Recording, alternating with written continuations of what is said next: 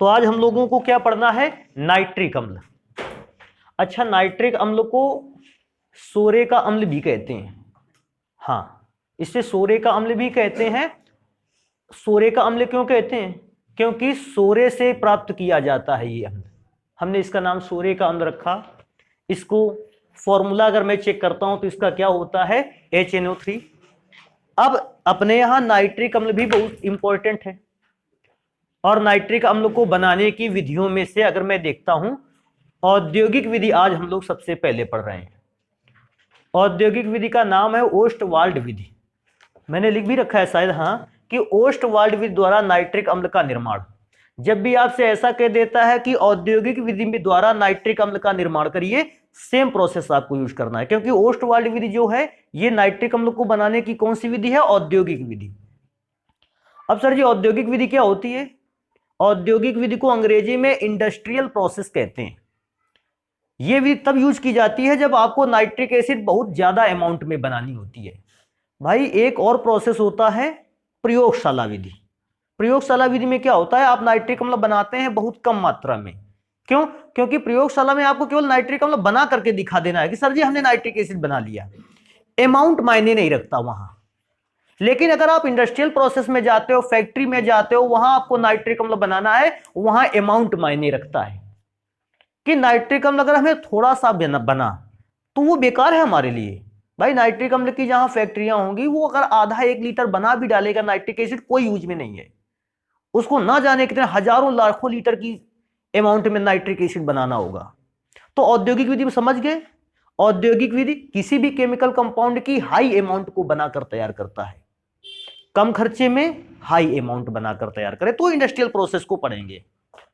Industrial process का नाम है ओस्टवाल्ड विधि। अब ओस्टवाल्ड विधि में बेटा सबसे पहले मैंने फिगर को बना लिया है 3 विशेष प्रकार के अलग अलग चैम्बर्स में। तो स्टार्ट करेंगे कैसे? रिएक्शन को स्टार्ट करना है। देखो, सबसे पहला बेटा चैम्बर बना हुआ है, इसका नाम क्या है?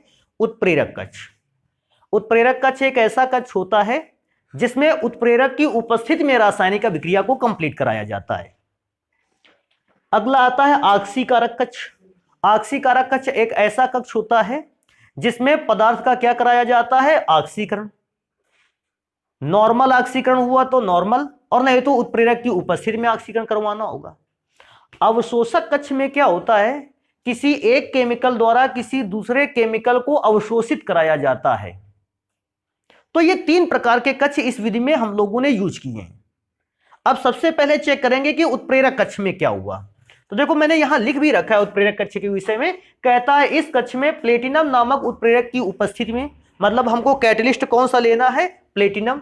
बेटा, अगर कैटलिस्ट की बात करें तो हम प्लेटिनम यूज कर सकते हैं। प्लेटिनम की जगह पर एक और उत्प्रेरक यूज में लाया जा सकता है। मैंने यहां नहीं लिखा, मैं यहां लिखना रोडियम। रोडियम भी उत्प्रेरक यूज किया जा सकता है। आप प्लेटिनम नहीं यूज कर सकते तो आप रोडियम यूज कर लें। कि उपस्थिति में अमोनिया गैस की अभिक्रिया किससे करवानी है? वायु से। तो बेटा मैं अमोनिया गैस को लिखे लेता हूं। अमोनिया गैस का फॉर्मूला क्या होता है? NH3, और वायु से अभिक्रिया करवाते हैं O2 से। और जैसे अमोनिया गैस की वायु से अभिक्रिया करवाते हैं, चेक करते हैं रिएक्शन कैसे कंप्लीट होगी। देखो, रिएक्शन को कंप्लीट करने में सबसे पहले ध्यान दो, किसी भी कंपाउंड की अगर वायु से अभिक्रिया हो रही, इसका मतलब है हमने उस कंपाउंड को जलाया है या ऑक्सीकरण कराया है। 2 चीजें हो सकती हैं। आप ऐसे समझ सकते हो हमने कंपाउंड को जला दिया, आप ऐसे समझ सकते हो हमने कंपाउंड का क्या करा दिया? ऑक्सीकरण। वैसे आपके दिमाग में एक बात आ जाएगी, उसी समय हमारे दिमाग में भी आई थी। अगर हम यहां पर 4 मोल अमोनिया और 5 मोल O2 ले लें तो ऑक्सीकरण पूर्णतया होगा, अच्छा होगा। अब बात आएगी सर ये ऐसा क्यों सोच लिया? देखो कैसे, हाइड्रोजन 3 का गुणा 4 पे हुआ तो 12 हाइड्रोजन है, जिसमें से सबसे पहली बात तो ऑक्सीजन कितने हैं? 10। 12 हाइड्रोजन में से सबसे पहले इतनी बात सोचनी है कि 12 हाइड्रोजन ऑक्सीकरण के बाद जल बनाते हैं। तो 12 हाइड्रोजन को जल बनाने के लिए कितने ऑक्सीजन चाहिए? 6। तो क्या बनेगा? 6H2O। अभी मैं क्या चेक करूंगा, मेरे पास बचा क्या क्या यहां पे चेक करना। बेटा N कितने बचे? 4। और आपको ध्यान होगा यहां पे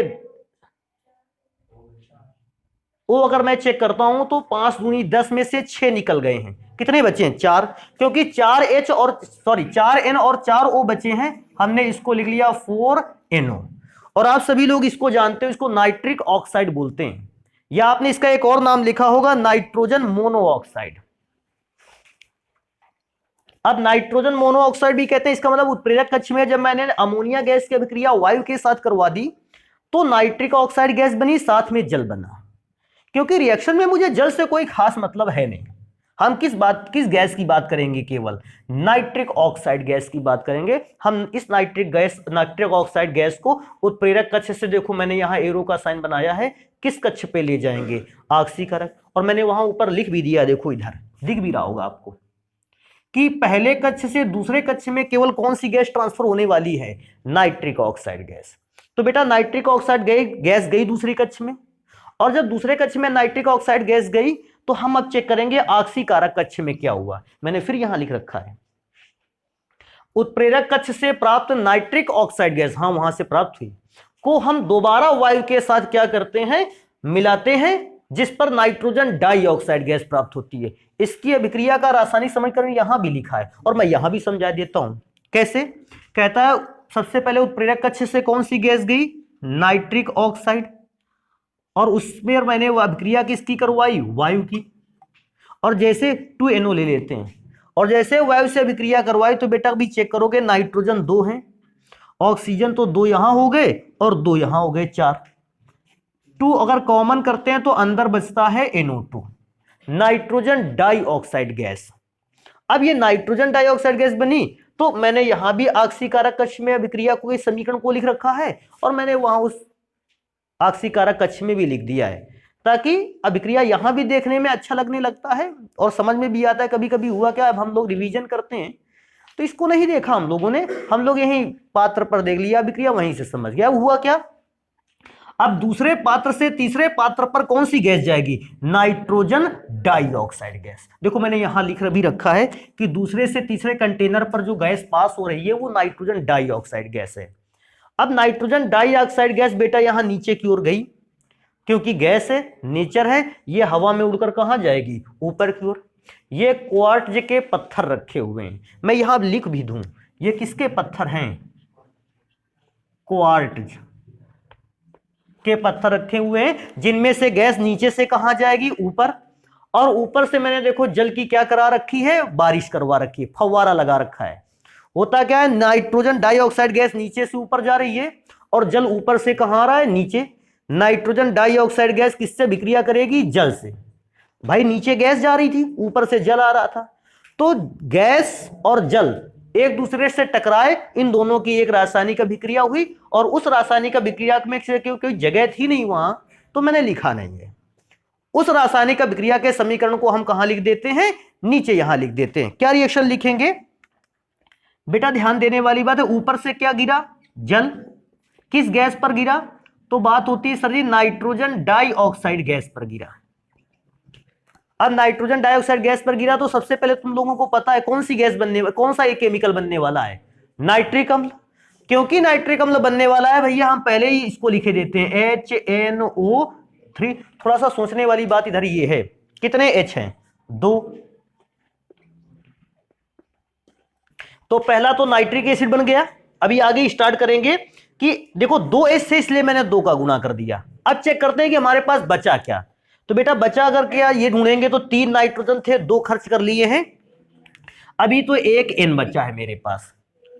और बेटा इस भी मैं चेक करूंगा, और भी तो मेरे पास O देखते हैं, तो O कितने थे? 3 दूना 6, 6 1 7, 7 में से 6 खर्च हो गए हैं, एक बचा नाइट्रोजन मोनोऑक्साइड, या इसको नाइट्रिक ऑक्साइड गैस कहते थे। हाँ, इस बात को भी विशेष सभी बच्चों को ध्यान रखना है, ओस्टवाल्ड प्रोसेस से जो भी हमें नाइट्रिक एसिड प्राप्त हुआ है उसमें केवल ये नाइट्रिक एसिड ही नहीं है बेटा, इसमें कुछ अमाउंट में जल भी है। अब कोई सारी जल कहां से आ गया? तो बेटा देखो जरा, पहले फर्स्ट रिएक्शन में क्या बना था? जल, ये भी वाष्पित होकर गया होगा। दूसरा, ऊपर से बारिश भी क्या है कि हो रही थी? जल की। तो ऐसा पाया गया कि जब भी ये रिएक्शन कंप्लीट होती है, जो नाइट्रिक एसिड हमारा बनकर तैयार होता है वो 68% प्योर होता है। 68% प्योर का मतलब समझते हो? अगर 100 ग्राम आपको सॉल्यूशन मिला है तो उसमें से 68 ग्राम क्या है, नाइट्रिक एसिड है, और बाकी का बचा हुआ 32 ग्राम क्या है, वाटर है। तभी मैंने लास्ट लाइन में कहीं लिखा भी था, जिससे नाइट्रिक अम्ल प्राप्त होता है, या नाइट्रिक अम्ल कितने परसेंट शुद्ध होता है, 68% तक शुद्ध होता है। अब बात आती है सर जी 68% तक शुद्ध हुआ, अगर मैं प्योरिटी को चेक करूं 68% शुद्धता बहुत कम शुद्धता है। तब हमें क्या करना होगा, हमें एक काम करना होगा कि इस नाइट्रिक अम्ल में जो 32% वाटर था उसको रेड्यूस करना होगा, उसको कम करना होगा। अच्छा, ये कम कैसे होगा? तो एक प्रोसेस आपने पढ़ रखा होगा, निर्जलीकरण। जब भी किसी केमिकल से आप वाटर मॉलिक्यूल अलग करना चाहते हो, हटाना चाहते हो, तो आप एक अभिक्रिया को वहां संपन्न करवाते हो जिसका नाम होता है निर्जलीकरण। जल को क्या कर देना, अलग कर देना। तो फिर जब आप 60% नाइट्रिक एसिड लेके उसका निर्जलीकरण करवाते हैं तो निर्जलीकरण से प्राप्त होता है 98% प्योर नाइट्रिक एसिड। इसको भी ध्यान रखना कि अगर हम निर्जलीकरण करवाते हैं वहां 68% नाइट्रिक एसिड का, तो हमें लास्ट में 98% प्योर नाइट्रिक एसिड मिलता है। और उस 98% नाइट्रिक एसिड को अगर आप यहां कहीं रख दोगे और उस बोतल का ढक्कन खोल करके देखोगे, आप ध्यान से उसमें देखना, अंदर से धुआं निकल रहा होगा, पीले या ब्राउन कलर का, या तो येलो कलर का या ब्राउन कलर का दिख रहा होगा। जैसे ही स्मोक निकल रहा होगा, धुआं निकल रहा होगा, आप नाइट्रिक अम्ल के उस सॉल्यूशन को कहोगे सधूम्र नाइट्रिक अम्ल। हमारे यहां क्वेश्चन भी आता है अपने यहां क्या, कि सधूम्र नाइट्रिक एसिड क्या है, तो उस समय उसको बताया जाता है ये बात कि नाइट्रिक एसिड का एक ऐसा नमूना जिस पर 98% नाइट्रिक एसिड होता है और 2% उसमें अशुद्धियां होती हैं, ऐसे नमूने को कहते हैं सधूम्र नाइट्रिक एसिड। और इससे क्या निकलता रहता है, धुआं निकलता रहता है पीले कलर का। अभी सोचते हैं कि पीले कलर का धुआं निकल रहा है तो आखिर क्यों, कौन सी गैस है वो जो पीले कलर के धुएं के रूप में निकल रही? मैंने उसको वहां किनारे लिख रखा है, देखो मैं क्या लिख रखा है हम लोगों ने। कहता है जो इस विधि से प्राप्त 68% नाइट्रिक एसिड है का क्या करवाते हैं, निर्जलीकरण, और निर्जलीकरण कराने पर 98% शुद्ध या सांद्रता का नाइट्रिक अम्ल हमें प्राप्त होता है, जिससे NO2 नाइट्रोजन डाइऑक्साइड और N2O3 का क्या निकलता रहता है, धुआं। क्योंकि ये स्मोक या धुआं निकलता रहता है, हम इस नाइट्रिक अम्ल के नमूने को क्या कहते हैं, सधूम्र नाइट्रिक अम्ल। एक और इस पूरी एक्शन में समझ लेने वाली बात है, क्या समझ लेने वाली बात है कि सर जी जो इस अभिक्रिया के बाद नाइट्रिक अम्ल के साथ नाइट्रिक ऑक्साइड गैस बची थी, ये क्या हुआ? तो बेटा कुछ भी नहीं हुआ, नाइट्रिक ऑक्साइड गैस को दोबारा से हम लेके आए। नाइट्रिक ऑक्साइड गैस बेकार नहीं जाएगी, उसको फिर हम लेके आएंगे ऑक्सीकारक स्तंभ पे, और फिर से उसका ऑक्सीकरण करके नाइट्रिक ऑक्साइड गैस को काहे में बदल देंगे, नाइट्रोजन डाइऑक्साइड। मतलब वो जो नाइट्रिक ऑक्साइड गैस खराब, आप सोच रहे हैं कि खराब निकल जाएगी, वो खराब नहीं होगी, रिसाइकल किया जाएगा, उसका फिर ऑक्सीकरण करवाया जाएगा, और पहला फिर से ऑक्सीकरण करवाने के बाद फिर से यूज में लाया जाएगा। तो वो नाइट्रिक ऑक्साइड गैस खराब नहीं होगी, दोबारा ऑक्सीकरण करके नाइट्रिक एसिड बनाएगी। अभी ये काम करते हैं, इसको जल्दी से नोट करते हैं, फिर पढ़ते हैं कि नाइट्रिक एसिड को बनाने की प्रयोगशाला विधि क्या है। अब बेटा पढ़ेंगे कि नाइट्रिक अम्ल को बनाने की प्रयोगशाला विधि क्या है। अच्छा, प्रयोगशाला विधि को ऐसा भी कहते हैं, सूक्ष्म मात्रा में नाइट्रिक अम्ल का निर्माण करने की विधि बताइए। तो क्योंकि आप प्रयोगशाला में सूक्ष्म मात्रा में तो नाइट्रिक एसिड बनाते हो, सेम प्रोसेस है जो को आप प्रयोगशाला विधि बना डालोगे। कहता है प्रयोगशाला में अगर आपको नाइट्रिक एसिड बनानी, देखो ध्यान से देखते हैं इसको, क्या कहता है, सोडियम नाइट्रेट, नाम पढ़ लेते हो ना इसका, सोडियम NO3 को क्या बोलते हैं, नाइट्रेट, या पोटेशियम नाइट्रेट को सल्फ्यूरिक अम्ल के साथ मिलाकर क्या करते हैं, गर्म, तो कहता है HNO3 का निर्माण होता है। अभी हम रिएक्शन करवा के दिखाते हैं। बेटा सबसे पहले NaNO3 से, NaNO3 से अभिक्रिया होगी H2SO4 की। H2SO4 को बेटा अगर हम ऐसे लिख लें, किसी को प्रॉब्लम तो नहीं है, HSO4, H2 थे, मैंने अलग लिख लिए दोनों H को। अच्छा, अलग क्यों लिखा, ताकि आयंस में ब्रेक करना हमारे लिए आसान हो जाए। बेटा Na पर पॉजिटिव चार्ज, NO3 पर नेगेटिव, H पर पॉजिटिव चार्ज, और इस पूरे HSO4 पर नेगेटिव चार्ज। और फिर उसने बोला भी कि हम इसको क्या करने वाले हैं, गर्म करने वाले हैं। बेटा जैसे गर्म करेगा, तरीका क्या है, H पर प्लस चार्ज है और NO3 पर कैसा चार्ज है, माइनस, तो ये H प्लस वाला माइनस वाले के साथ रिएक्शन करेगा और पहला कंपाउंड बनाएगा HNO3। अरे यही तो हमको बनाकर तैयार करना था, सेकेंड कंपोनेंट क्या बचता है, Na+, ये रिएक्शन करेगा HSO4 से, तो बेटा Na रिएक्शन करने वाला है किससे, HSO4 से, तो यहां कंपोनेंट बन के तैयार होगा दूसरा वाला NaHSO4। अभी पूछेगा ये क्या है, तो इसको तो सबसे पहले Na को हम क्या पढ़े, सोडियम, H को हम पढ़ रहे थे बाई, और बेटा SO4 का नाम था सल्फेट। तो अगर तुमको ये नाम पढ़ना नहीं भी आ रहा है तो हम लोगों ने एक वीडियो में बनाया भी था मेरे ख्याल से, हाँ, नॉमेनक्लेचर ऑफ इनऑर्गेनिक कंपाउंड का, वहां से भी आप इसका नाम आसानी से जान जाओगे। बेटा इस सोडियम नाइट्रेट का और एक विशेष सा नाम है जिसको हमें पता होना चाहिए, इसको ध्यान रखना, इसका नाम है चिली साल्ट पीटर। अब कोई कहेगा सर जी चिली साल्ट पीटर ये ऐसा क्यों नाम रख दिया गया, बेटा मिर्च में सोडियम नाइट्रेट की अमाउंट ही होती है जिसके कारण मिर्च आपको तीखा लगता है। तो मैं क्या सोचता हूं ये एक ऐसा केमिकल है जो मिर्च में पाया जाता है और मिर्च इसी की प्रेजेंस में तीखा लगता है। मिर्च में पाया जाने वाला केमिकल को हमने देखो लिखा है चिली, चिली का मतलब मिर्च होता है, साल्ट मिर्च के अंदर पाया जाने वाला साल्ट यही है। एक और रिएक्शन को कंप्लीट करवाते हैं, KNO3 पर चेक करते हैं सल्फ्यूरिक अम्ल की अभिक्रिया होगी कैसे बनेगा। तो बेटा मैंने नेक्स्ट रिएक्शन KNO3 के लिए लिखी है। अच्छा KNO3 का एक और नाम है सोरा, KNO3 को सोरा बोलते हैं। अब सोरे पर अगर रिएक्शन करवा दी जाए H2SO4 की, तो बेटा H2SO4 को तो फिर से ऐसे लिख सकते हैं, रिएक्शन कराने का तरीका फिर से वही, K पर प्लस और NO3 पर निगेटिव चार्ज, H पर प्लस चार्ज और HSO4 को मिलाते हुए टोटल निगेटिव चार्ज। बेटा NO3 निगेटिव चार्ज कंटेन किए किससे रिएक्शन करेगा, पॉजिटिव चार्ज से, और K पॉजिटिव चार्ज है ये रिएक्शन करेगा निगेटिव चार्ज HSO4 से। रिएक्शन क्या बनेगी, HNO3 से रिएक्शन कर रहा है, सबसे पहले HNO3, नाइट्रिक एसिड तो बन ही गया, इसका नाम क्या बताएं, अभी बचेगा क्या, KHSO4, KHSO4 इसको कहते हैं पोटेशियम, बेटा H के लिए फिर से बाई, और SO4 को हम क्या पढ़ेंगे, सल्फेट। तो सोडियम बाई सल्फेट बनकर तैयार हुआ। अभी ये काम कर लेते हैं, सबसे पहले इसके पढ़ लेते हैं भौतिक गुण। अच्छा हाँ मैं ये बात बताना भूल गया, अभी ध्यान दो, नाइट्रिक एसिड किससे बनाया गया है, सोरे से। मतलब मैं क्या सोचता हूं, सोरे से प्राप्त हुआ ये अम्ल, इसलिए हमने इसका एक और नाम रखा है सोरे का अम्ल। तो ध्यान रखें सोरे का अम्ल का मतलब नाइट्रिक एसिड की बात कर रहा है। अभी इसकी फिजिकल प्रॉपर्टी को पढ़ते हैं, ये कैसा होता है देखने में।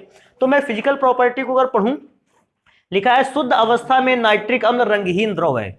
98% आप नाइट्रिक एसिड लेके आओगे प्योर होगा, आपको रंगहीन लिक्विड लगेगा, द्रव अवस्था में नजर आएगा। लेकिन परंतु प्रयोगशाला में पाया जाने वाला नाइट्रिक अम्ल क्योंकि 68% ही शुद्ध होता है, तो जो हल्के पीले रंग का दिखाई देता है, तो आपकी प्रयोगशाला में बेटा जो नाइट्रिक एसिड होगा वो हल्के कौन से कलर के दिखेगा, पीला, क्योंकि ये 68% प्योर है।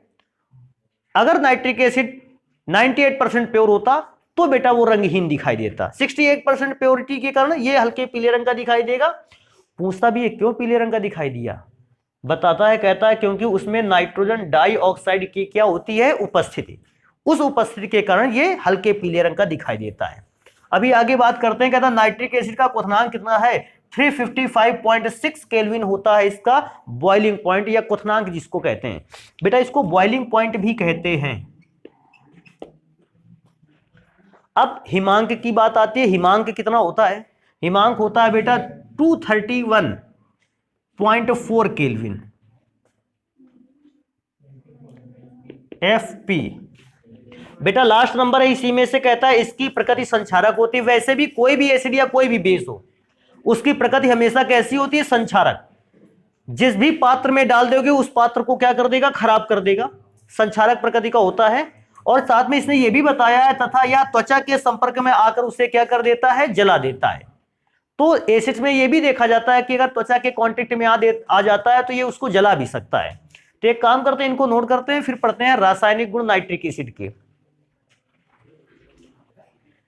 तो बेटा आप पढ़ते हैं कि केमिकल प्रॉपर्टी क्या है नाइट्रिक एसिड की। सबसे पहले तो इसी बात को पढ़ेंगे कि नाइट्रिक एसिड अम्ल है या नहीं है, क्योंकि हमसे जब भी किसी कंपाउंड की बात होती है सबसे पहले रासायनिक गुणों में इसी बात की चर्चा होने लगती है कि वो कंपाउंड का नेचर क्या है। अगर आपने क्षार बनाकर तैयार किया है तो आपको सबसे पहले ये बताना होगा कि ये क्षारी है, क्यों। अगर आपने इसको एसिड बनाकर तैयार किया है तो आपको ये भी बताना पड़ेगा कि ये अम्ल है, लेकिन क्यों एसिड है। तो अब देखो इसकी रिएक्शन को कैसे ध्यान देते हैं हम। तो हम सबसे पहले इसका नेचर देखेंगे। अगर हमसे कोई कहता है नाइट्रिक एसिड की प्रकृति बताइए या नाइट्रिक एसिड के नेचर का निर्धारण करिए, तो हम देखो कैसे लिखेंगे। बेटा नाइट्रिक एसिड का फॉर्मूला HNO3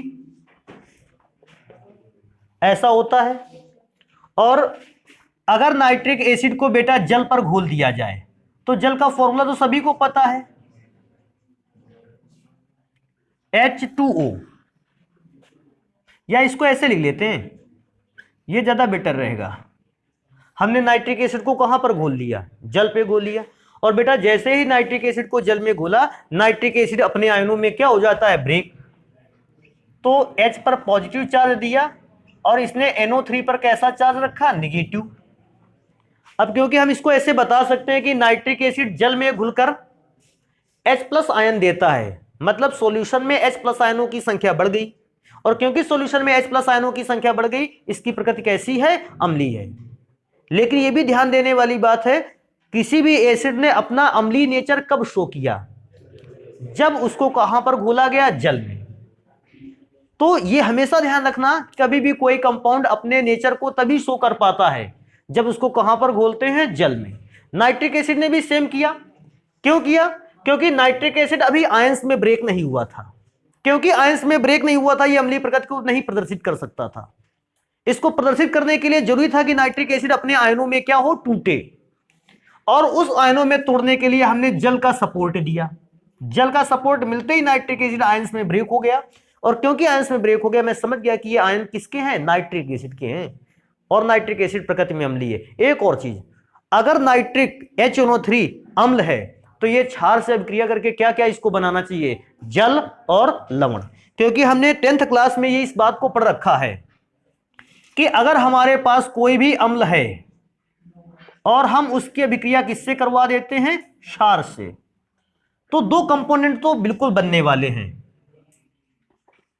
लवण और जल। ध्यान रहने वाली बात है, एक इसमें से इंपॉर्टेंट चीज चलेगा क्या, कि जब भी कभी अम्ल और क्षार रिएक्शन करते हैं जल और लवण तो बनता ही है। इस अभिक्रिया में ऊष्मा भी उत्पन्न होती है, और क्योंकि ऊष्मा उत्पन्न होती है हम ये भी कह सकते हैं अम्ल और क्षार की अभिक्रिया जो है ऊष्मा क्षेपी है। और एक सबसे इंपॉर्टेंट चीज, अम्ल और क्षार की अभिक्रिया को हम उदासीनीकरण के नाम से भी जानते हैं। न्यूट्रलाइजेशन रिएक्शन को इसको अंग्रेजी में कहते हैं उदासीनीकरण। अब हम एक काम करते हैं, सभी जगह पर कंपोनेंट को रखना स्टार्ट करते हैं, क्योंकि हमारा ऐसा मानना है कि HNO3 क्या है, अम्ल। तो मैंने HNO3 की अम्ल की जगह पर रख दिया HNO3, और क्योंकि क्षार तो ले सकते हैं, कोई क्षार याद है आप लोगों को, KOH, चलो मैं KOH लिख लेता हूं। रिएक्शन हुई, आयंस में ब्रेक कर लेते हैं हम लोग इसको, H पे प्लस, NO3 पर माइनस, K पर प्लस चार्ज, OH पर माइनस। बेटा भी ध्यान दो, K पर प्लस है ना, तो ये NO3 माइनस को अट्रैक्ट करेगा। पॉजिटिव चार्ज निगेटिव चार्ज को अपनी ओर क्या कर लेता है, अट्रैक्ट कर लेता है, और बनाकर तैयार करेगा KNO3। यहां ये लवण है, और बेटा H+ OH माइनस को अट्रैक्ट करेगा और बनाकर तैयार करेगा जल। और इस बात को प्रैक्टिकली अगर आप करोगे, देखो ये तो हमने रिएक्शन लिख दी है, लेकिन जब कभी भी इस चीज को प्रैक्टिकली आप करोगे तो आप देखोगे कि जो आपने जिस पात्र पर रिएक्शन को कंप्लीट कराया है वो पात्र गर्म हो गया है, और ये रिप्रेजेंट करेगा कि ये साथ में क्या दे रहा है, ऊष्मा। बच्चों को एक और बात ध्यान रखनी है कि एक प्रबल अम्ल और एक प्रबल क्षार जो होता है, अगर वो आपस में रिएक्शन करते हैं तो तकरीबन कितनी एनर्जी वो जनरेट कर सकते हैं। एक प्रबल अम्ल और प्रबल क्षार का रिएक्शन करता है, वो ऊष्मा दे सकता है, कितनी मैक्सिमम एनर्जी दे सकते हैं, तो उसको थोड़ा सा आप लोग याद रखें। एनर्जी के अमाउंट मैक्सिमम जो है वो 13.7 किलो जूल पर मोल, इतने एनर्जी दे सकता है।